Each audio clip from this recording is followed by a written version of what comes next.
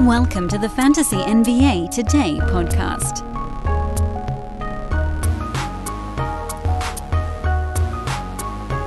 So I suppose I promised on yesterday's show I would talk a little bit about the All-Star game, and then I didn't. So we'll do that today. Among other things, we have a couple things on the docket for today's show, but we might as well do the thing that, happened a couple days ago, and we haven't talked about it yet, and that's All-Star Weekend Festivities. We open with that here on Fantasy NBA Today. This being, of course, a Sports Ethos presentation. I'm your host, Dan Bespris. Follow me on Twitter, at Dan Bespris, DanBesbris, sportsethos.com, at EthosFantasyBK on Twitter. I mentioned on yesterday's podcast that I had some broadcasting gigs. I think that's probably the proper terminology for it. That actually took me away from home for some of the All-Star stuffs. But I did make it time in home to catch the last 80% or so of the three-point contest and the dunk contest. And as we talked about on our Friday episode of this show, and by the way, didn't do so great on our All-Star predictions, although we got one, and we'll cover that in a minute. The skills challenge, I offered no play, and the Cavs ended up winning that one because really it was going to come down to who could make a half-court shot the quickest, but we needed to kind of see what it was, really. We could read what the skills challenge was going to be, but we still, like it said, there's going to be a passing challenge and a shooting challenge. Like, okay, that's fine, but what are they, really? And we didn't know. It seemed like on paper the rookies had the most well-rounded of teams, but that didn't really matter. So now we know a little bit better, at least. Three-point contest, that one's on me, man. That one's entirely on me. I missed it. Somewhere along the way, I missed that Cat was like hell-bent on winning this thing and proving to the world that, he's the best big man shooter of all time. And there was a whole storyline behind it that I don't know how I missed that on Friday. More of it, I think, did come out on Saturday, but that is not an excuse.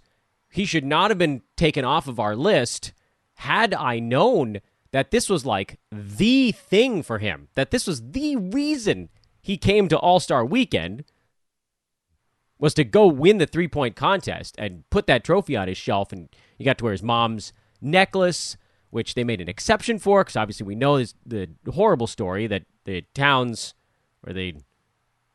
whole family went through during COVID, how many members of their family they lost to it. So this was a huge deal for him, and at 10-1 odds, massive value winner. My fear in this one was that Desmond Bane, because he's having such a great three-point shooting season, might have put perhaps a little bit too much pressure on himself, and that definitely came to fruition. Trae Young got hot. That was the big thing there. The long-distance three-pointers, they help him. He's better from that distance than others.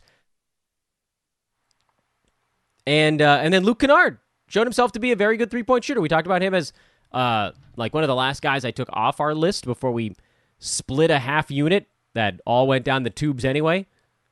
I thought Paddy Mills would do a bit better. That was a tad disappointing. You got to catch him at that right moment, I guess. But the Bane one was not a good call. He got overwhelmed a bit in his first three-point contest. Young guy. It wasn't the right time, and it sounds like he wants to come back, and maybe that'll be the time to get in on Bane, although we'll have to look and see the competition. And then the dunk contest, I take full responsibility for missing on the Cat elements, but the dunk contest was crap. Like, I kind of liked Obi Toppin's bank dunk. Once he finally pulled it off, it was kind of fun and new, but there's just nothing new anyone's doing anymore, and these guys just missed dunk after dunk after dunk. If someone just went out and made 4 dunks in a row, they would have won it. So it didn't matter what our strategy was. Whoever, screwed up the least won the dunk contest. Congrats to Obi Toppin, but that was a crap dunk contest. Garbage. I don't take responsibility for missing on that one. I think we went Cole Anthony, if I remember correctly, and he was bad. And Juan Toscano Anderson was not very entertaining, and the props weren't very entertaining. These guys just weren't exciting dunkers. This just wasn't good. Next time. The bet we did get right was Team Durant catching 5.5 points. They covered. And, of course, you need them to cover by the end of the third quarter because of the Elam ending. And they did. Because you figured, Team LeBron pulled away last year. That game was sort of blowout-y going into the fourth quarter. It made it a little bit easier on them. I had a strong suspicion that Team Durant had the right group of guys to kind of care a little bit more. And it didn't turn out to be Ja as the main cog there. But as a collective unit, the bench in particular came on and cared. And that's all you needed. You needed to find the guys that cared. So it was close going down the stretch, and then we didn't have to worry about what happened in the last couple of possessions because we were catching a bunch of points. Steph Curry, well-deserved MVP. I don't know. I mean, you kind of have to know who's going to get hot, what really special thing could happen. And Steph hitting 16 three-pointers, that's a pretty damn special thing that happened, including the one we talked about on yesterday's pod with Alex that he shot from near center court and then ran away from before it went into the bucket. That's so amazing. So that's really the handicap on All-Star Game MVP. You find who might care, or you find someone who can do something we've never seen before. And I feel like the only guy in the mix that qualified for that second option is Steph. None of these other guys is going to do something in an All-Star game we haven't seen before, other than, score 50, which Steph did, hit a ridiculous record-breaking number of three-pointers, many from 35 to 40 feet away, which Steph did. But it's arguably, year to year, it's a much safer play to go with the storyline play for All-Star Game MVP. Now, where I do regret my call a little bit is that I didn't fully believe that Team Durant could actually win the ball game, which, if we wanted our Ja MVP play to hit, they would have actually needed to win the game outright. They're going to give the MVP to someone on the winning team. That's just sort of how it works. Even if someone else, if someone on the losing team scored 50, but the winning team had a couple guys that scored 35, I think one of those guys would probably get it. Even though most valuable player was clearly the guy on the losing team, it just doesn't usually go that way. So that might have been a little bit of a ticky-tack oversight. I felt like he was going to be the guy to keep Team Durant in it. That was a misfire, but Team Durant stayed in it, and so that straight wager paid off, thankfully, because the unit we split on two players in the three-point contest lost. The unit we spent on the dunk contest lost, so we made one back, and then I had to put a unit on Ja for MVP. I couldn't actually even find that prop. I don't think my bookie had that one. I couldn't find it on my bookie. Maybe it popped up later in the weekend, but I was, again, not home in the middle of the day on Sunday. I didn't get to watch the actual All-Star game. So that's what happened over All-Star weekend.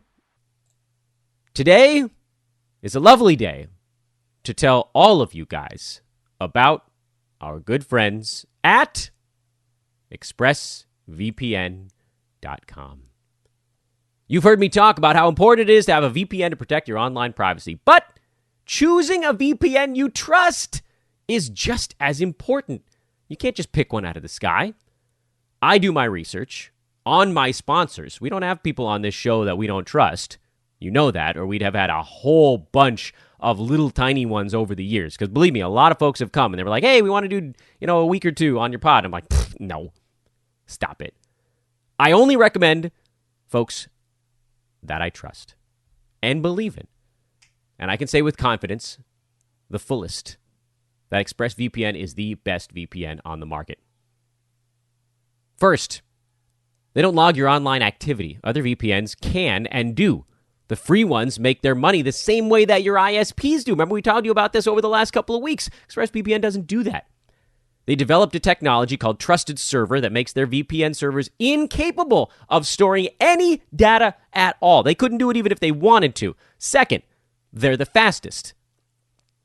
They use a service called Lightway. It's a new VPN protocol they built to make user speeds faster than ever. I've tried many VPNs. Many of them slow the connection. ExpressVPN does not. Blazing fast speeds. You can do HD video with no buffering, same as you were before.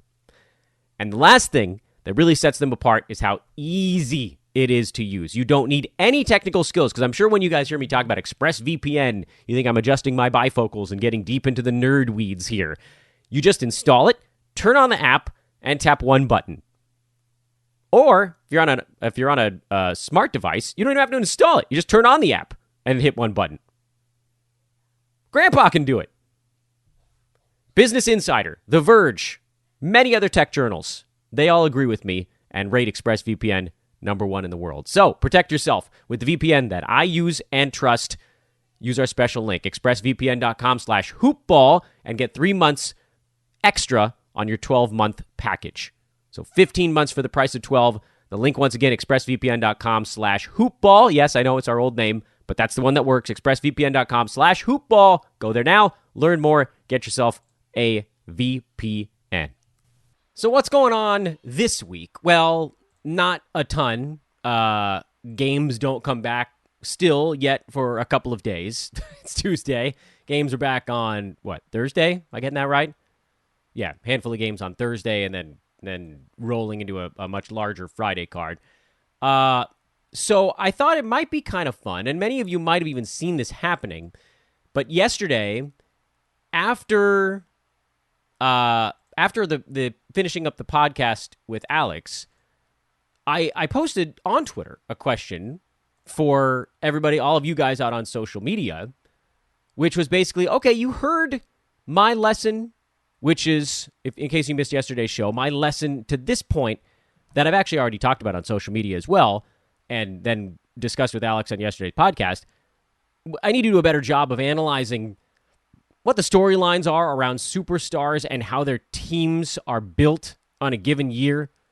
I think that's actually been a colossal story this fantasy season, and I might have even undersold it a tiny bit on yesterday's podcast, because if you look at draft results at this point, go back and look at the pre-ranks on Yahoo this year, are probably about as bad on the first round. I don't know. Yahoo's mixed all their crap up. Like DeMar DeRozan is now 12 preseason rank, but that's crap. He was not being drafted at 12, so you can't use that number anymore. You got to go to draft analysis or draft results or whatever the tab is on Yahoo these days. I think it's draft analysis, but yeah, I mean, obviously DeMar wasn't going that high. If you look at the first 15 picks, you can find a lot of reasons to be afraid of guys that whoever kind of glossed over a tad. Nikola Jokic actually had a number of reasons to be concerned. Alex mentioned them yesterday. No Jamal Murray, although there was always this suspicion that Jamal might be back by March, so maybe for a playoff run, which does make that a little bit different than the Kawhi Leonard thing. But as you work your way down the board, I guess the top 5 or 6 didn't really have it. But Dame, we knew there was going to be some stuff going on in Portland. The abdominal thing that got downplayed a bit at the Olympics obviously did turn out to be a big factor as well, but this sort of was like the forced blow-up year for Portland. Jason Tatum having a slightly off season, but that's not really related to any of this stuff. Anthony Davis, just dude needs a ton of time to get healthy again. It just doesn't seem like it's going to happen. Paul George, that to me is the really one, and Bradley Beal, frankly, is the other one that sticks out. Paul George sticks out because we know Clippers are championship or bust, and so without Kawhi Leonard, that's bust. Sure, PG might have played hard had he stayed healthy, but they were just never going to force him through stuff if there wasn't a guarantee that Kawhi was coming back. Bradley Beal, yeah, they traded away Russell Westbrook, which, as we've seen, is something that worked out kind of terribly on the Lakers side and hasn't really changed much on the Wizards side. There was no massive impetus for Beal to play ridiculously hard this year because they weren't going anywhere. Maybe they squeeze into the playoffs. Is that enough for him to be fired up all season long? We need to be analyzing these plays near the top that have a reason to not pan out. And there aren't that many of them, 2, 3, but that's still a significant enough number to where these are guys we need to be wiping off our board. And I don't know that we can look far enough ahead for next year to really figure out who that might be. 2022-23 season. It's not that obvious yet. We don't know what team all of these guys are going to be on, but I promise you this, we will deep dive that type of stuff as the season gets close. Like, what if there's turmoil in Utah? What if we hear that Donovan Mitchell asks out? Then it might be finally the time to not draft Rudy Gobert or Mitchell himself. And I don't know that this is going to happen. I'm just sort of lobbing some teams out there that we've heard are kind of, from a chemistry standpoint, imperfect. I don't know that anybody really fits that mold in the Eastern Conference. That's more of a Western Conference problem these days.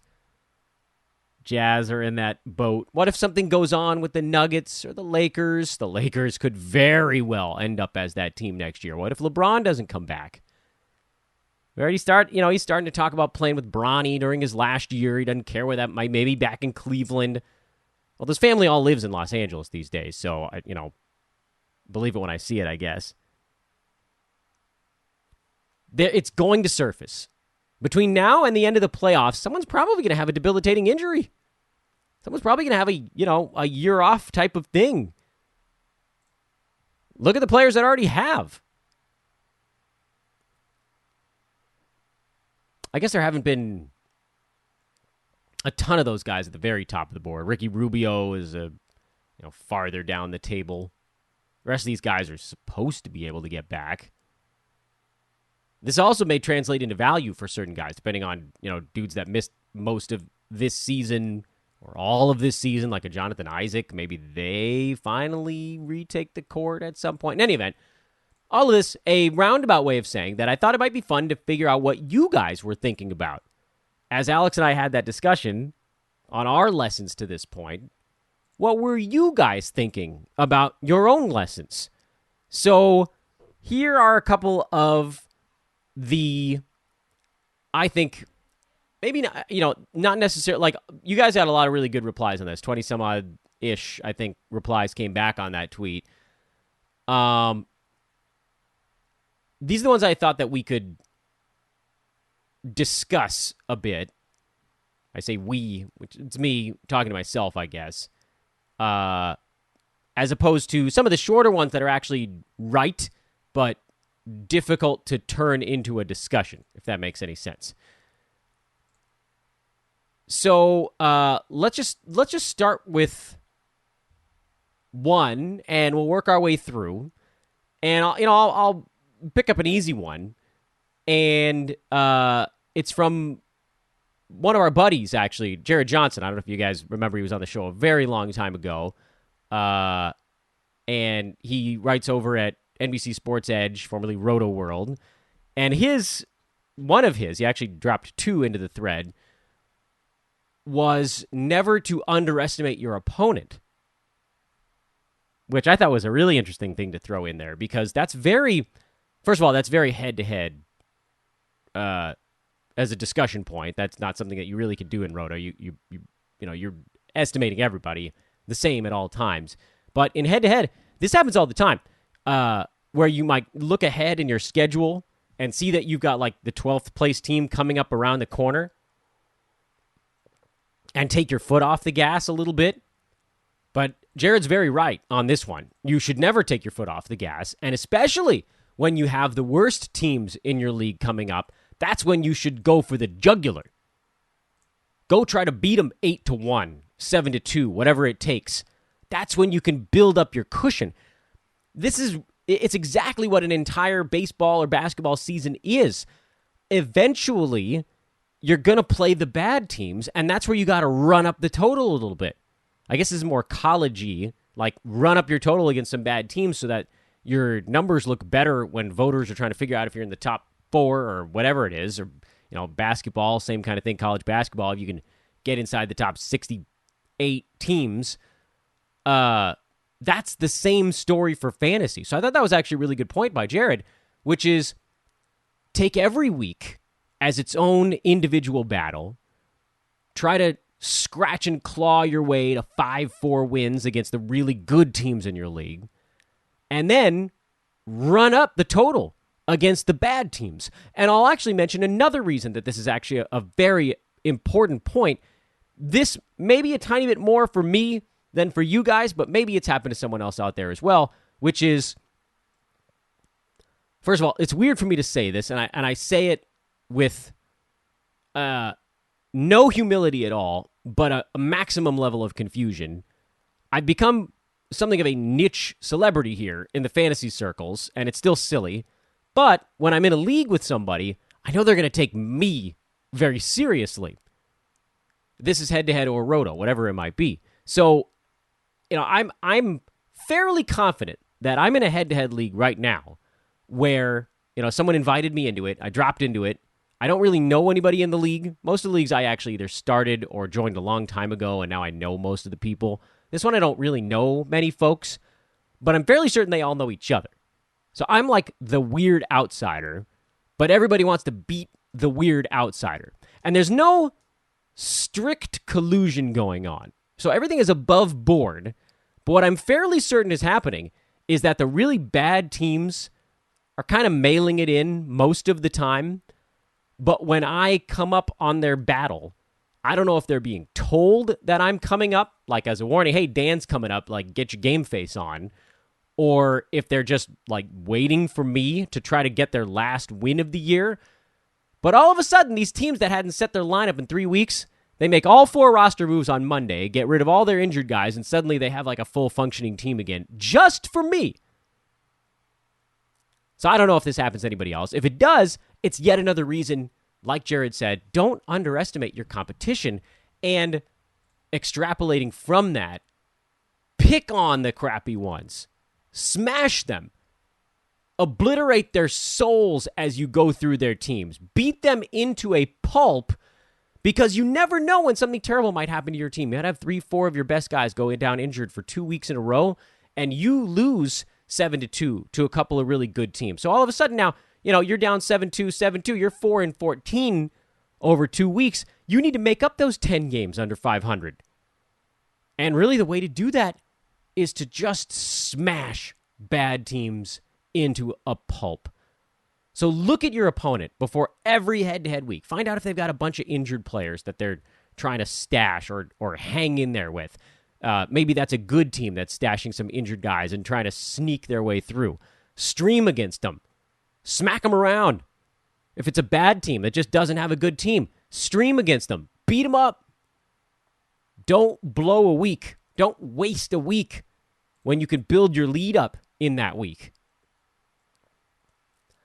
And as a little bit of a corollary to this, Big Baller tweeted at us that you try not to overreact at the beginning of weeks and use up your acquisitions too early. And I would offer that actually isn't even the entire story. So Big Baller, many thank you for the jumping point here. But I think the actual story here, and maybe it's because it couldn't quite fit an entire tweet. I get it. That's not a great way to have a full conversation in 140 character chunks. I think it depends heavily on what time of the season it is.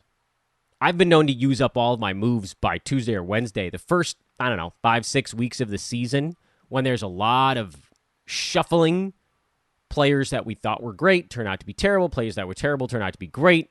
People that bail on someone who's very much a mean reversion away from being a good fantasy player. At the beginning of the year, I don't really advocate maximum streaming right out of the chute. You end up dumping the wrong players at that point. Other people do it. Happens to someone else in your league, probably someone's else in your league every single year. Go back and look at the transition first couple weeks of the season. Important players definitely got dropped in your league because someone was just like, oh, bad start, bye. So the beginning of the season, I would advocate using your moves whenever the hell you want. You use them when someone pops up that might have rest of season, as in full year's worth of value. As you hit like week 7, 5, 6, 7, whatever it is, what your cutting off point doesn't really matter to me. It's got to just be at least a few weeks into the year. That's when you can start leaning into the stream a little bit more, and that's when you do also want to save a couple moves towards the end of the week. The long stream is what you should be using pretty much throughout the season. Get 5-6 days out of somebody. 4 games over 6 days, 5 games out of 7 days, 3 games out of 4 days, whatever it might be. So you can use, 3 of your roster moves to stream Monday, Wednesday, Friday, whatever it is. But make sure you've got one for the weekend, because you got a pretty good guess at what categories are going to be close between you and your opponent on any given week if you're really sizing them up. But you don't really know because of player injuries, who has 3 games, 2 games, 4 games, whatever on each side. There's going to be weird categories that you didn't expect to be closer or farther apart than you had predicted. And those are the ones you can make a move on over the weekend. And I know you guys know what I'm talking about with this, because this is an inarguable fantasy point. It's happened to all of us. I'm guessing more times than you can count on fingers and toes. Hell, it happened to me, I think, not last week, before the All-Star break, but the week before that, I saved a couple moves for Saturday in a league where they actually gave us 5 moves, I believe. And I realized, hey, I basically had been punting blocks in that league, but for whatever reason, my team, a bunch of guards came up with like 1 block apiece, and I had 17 or 18 blocks, and my opponent had 20 and had like 1 guy playing on the last day. And I thought, you know what? Screw it. I'm going to use my last 2 moves here to go for blocks. And sure enough, got myself an extra category out of it. Use your moves wisely. I don't know that we need to say it all the time, but maybe we do need to say it all the time. Steve Cable, a really good and positive lesson here from Steve. A bad or unlucky draft isn't the end. Steve is so right. Sometimes your eyes can just go bzzzt inside your head on draft night, and you do something stupid or a bunch of things in a row, and you're done, and you're just looking at it, this carnage that you left behind on your team on fantasy draft night, and thinking, that's it, I'm done, I'm cooked. It's never the end. There are pickups. In many leagues, Desmond Bane, Gary Trent weren't drafted. You could add 2 top 50 fantasy players on the wire in your league. In my leagues, they were all drafted, but I think I run a slightly, not than all of you, but I think my 12 and my 12 teamers play a bit more like 14, so guys like that do end up getting drafted. And many of you are in 16, 18, 20 teamers, I get it, but like from a 12-team competition level, I probably have to go just a little bit deeper, and I try to reflect that in the way I talk about things on the podcast, but it's quite conceivable that you were in a league where those guys didn't get drafted. It's quite conceivable you are in a league where Alex Caruso didn't get drafted. He very rarely got drafted, and he was putting up big numbers before his injury. Yeah, it sucks that he got hurt, but you know what I'm saying. If you go to the list of players and sort of look at where they might have been acquired, there's always a handful. Usually like a couple, maybe 2 guys like a Bane or a Gary Trent that were sort of maybe not drafted that end up inside the top 50. It's usually only like 2. But there's usually a bunch of guys that end up between 50 and 90 that weren't drafted. I mean, I think we could find a whole host of them this year. If you go to 9-cat per game stuff, you can find a bunch. Or at least guys that were drafted pretty late. Tyrese Maxey, he was a guy that got scooped up late because of the Ben Simmons stuff. Maybe he didn't get drafted. Maybe he did. Caruso, Josh Hart, Herb Jones, Jared Vanderbilt, Lauri Markkanen, he was going pretty damn late, if he might not have gotten drafted. Will Barton was going at the very, very end of drafts. He's inside the top 90. Cole Anthony, Franz Wagner, Jalen Brunson, Pat Beverly. A lot of those guys weren't drafted. These guys are all inside the top 100. So draft day isn't the end. Oh, it's really, really nice to come away with a good draft, because then on top of that, you can go find these other dudes. At that point, you're rolling. And trades. If you have a bad draft, that's actually generally an opportunity to start looking at punt strategy. Where can you make the adjustment and lean into something. Change the team up. Flip the board a little bit. And of course, I got to go to this one because it's my favorite lesson and one that I don't need to learn anymore, but it is one I'm going to talk about. Both Carl and Rel Dog tweeted roughly the same thing with some very slight adjustments to it. And that is, you guessed it. Well, I'll read their tweets and then you guys know where I'm going to go with it. Rel Dog says, don't draft anyone that's high on preseason lists but doesn't have a definitive return date. Thanks for the lesson, Jonathan Isaac. And Carl says, don't draft high injury risk players in the first 2 to 3 rounds. Also, that all leagues should have 1 to 2 IL plus spots, which I generally agree with on the head-to-head side. You need as many IL spots as your fantasy leagues are okay with in head-to-head. In Roto, I don't think you need them because you can just make the bench longer. Same general idea. Just make more bench slots. That way, if you can go bench slots, it's easier than IL because then you're not reliant on the system to tell you when someone can be tagged. So I get IL plus, you can do it that way because then when they're out or their game time decisions or whatever, you might get a little bit of leeway as opposed to the long-term prognosis or 3 games missed, which is the current rule. Splitting hairs, I'm sure. But it does, once again, bring into focus, don't draft injured players or high-risk guys, which I take issue with a little bit. Carl, sorry, picking on you for just a second here. It's a good lesson, by the way, so I feel like I earned the right to pick on the phrasing a little bit. It's sometimes hard to know who a high injury risk player is. There are sort of gray areas when you look at, say, the first 25, the top 25, which takes you through like roughly LaMelo Ball, Devin Booker, Westbrook range this year. Yikes, Westbrook in the top 25. Some of the guys that are out, you wouldn't necessarily say are injury risk type of guys. Like Bradley Beal has been ridiculously durable the last, 3 or 4 years after dealing with the stress reaction stuff in his foot. Now it just happens to be a hand thing. And I think the story there is less about the injury risk and more about how he's just on a bad team. Kevin Durant, he's an injury risk. Yeah, okay, fair. Dame has never been an injury risk. He's always just played through everything. But, again, it was sort of blow-up time in Portland. Anthony Davis is an injury risk. Joel Embiid is an injury risk, but he's actually been a bit more healthy this year. So I take issue to some degree with the idea of, look, how can you truly isolate who an injury risk is? Chris Paul was considered an injury risk 3 years ago, and he basically played every single ball game until somebody smashed his thumb out of its socket this year, which is not the type of injury that anybody was thinking about when it pertains to what would cause him to miss time. Everybody said, oh, he's going to have sore hamstrings, he's going to have old man stuff, he's going to take days off, and he played in every damn ball game for almost 3 consecutive seasons in full. And he's a third rounder, and he's been a massive value. So it kind of goes both ways on that one. I think the first, there are really only a couple of names. KD we knew he was an injury risk. Joel Embiid was a very large injury risk in the early rounds.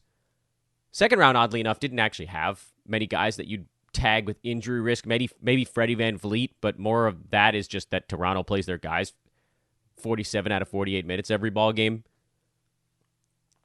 As you get into the third, fourth round, you start to see a few more of those guys pop up, whatever you want to call them. Michael Porter Jr. because of the history of back stuff, and it seemed like he was over that, but obviously not the case. Miles Turner has been hurt every year for about the last 2 or 3 in a row. I guess you could call him an injury risk. Lonzo Ball has never really made it through a season in one piece. Kristaps Porzingis was a very obvious injury play, but he was also getting drafted way behind where he would be if he was a healthy player. That was already baked into his number. So for me, I really do like to pare it down a little bit more and forget the high injury risk guys. Where's the cutoff there? Who is and who isn't a true high injury risk guy? I mean, you could make an argument that Anthony Davis and Joel Embiid were the only guys in the top 25 that you'd say, okay, yeah, those guys are always going to miss a couple of games. Always. Embiid has never made it through a season without missing, what was the smallest number, like 18, 19 games, something like that? Anthony Davis did it like once, maybe twice in a decade. Okay, fine. I could argue those two guys, maybe you wipe them off your board. Paul George is hurt this year. He's been more dinged up certainly lately with the Clippers, but remember, he came back from his massive early career injury and actually was very durable after that. Played through a bunch of stuff in OKC. I think he missed 3 games that year while he was dealing with like 2 busted shoulders and a busted knee or something.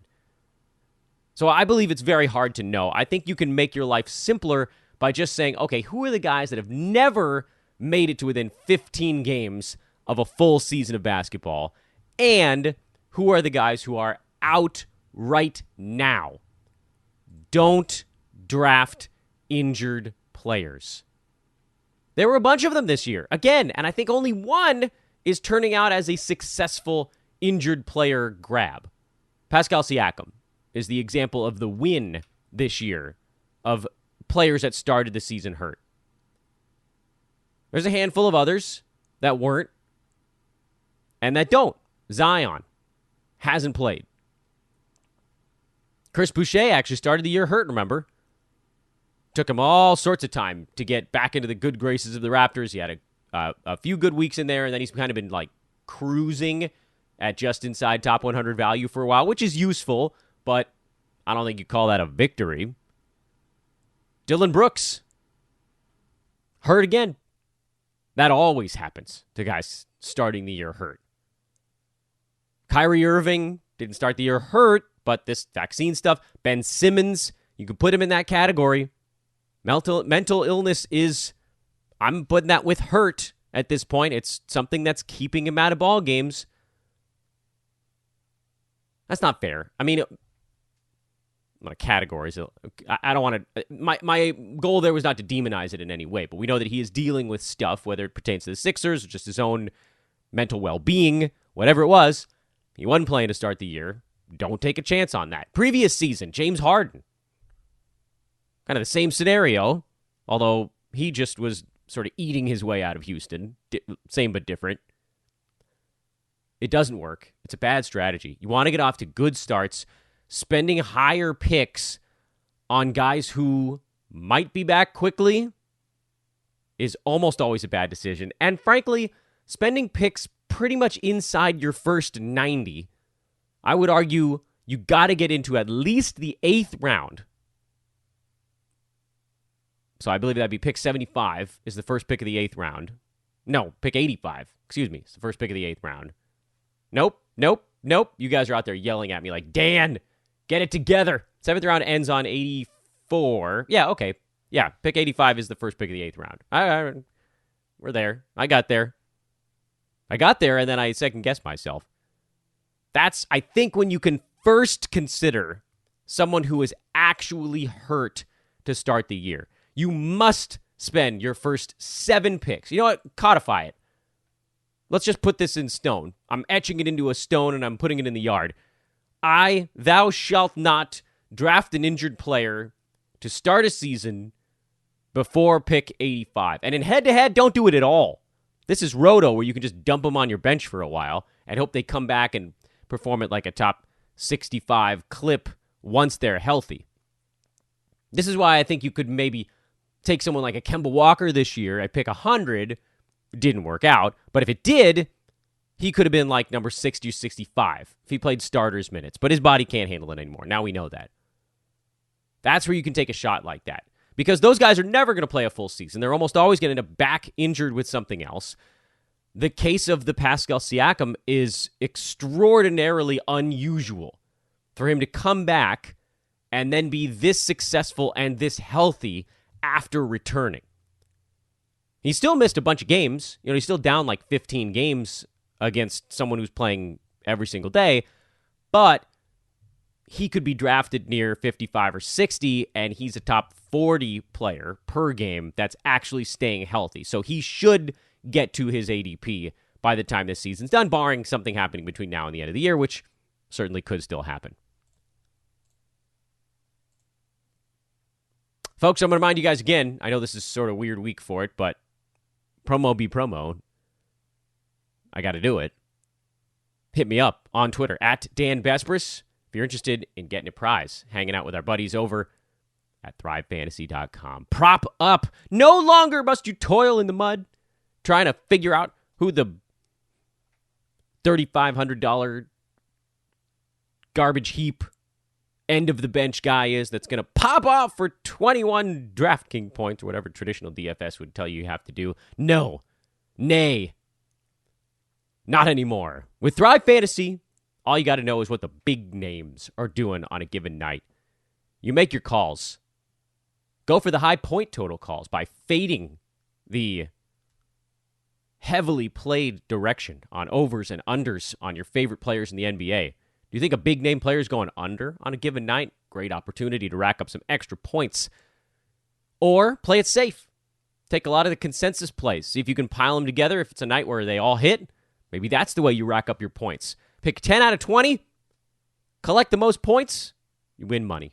That's how Thrive Fantasy works. Hit me up on Twitter at Dan Besbris if you'd like to get involved with them.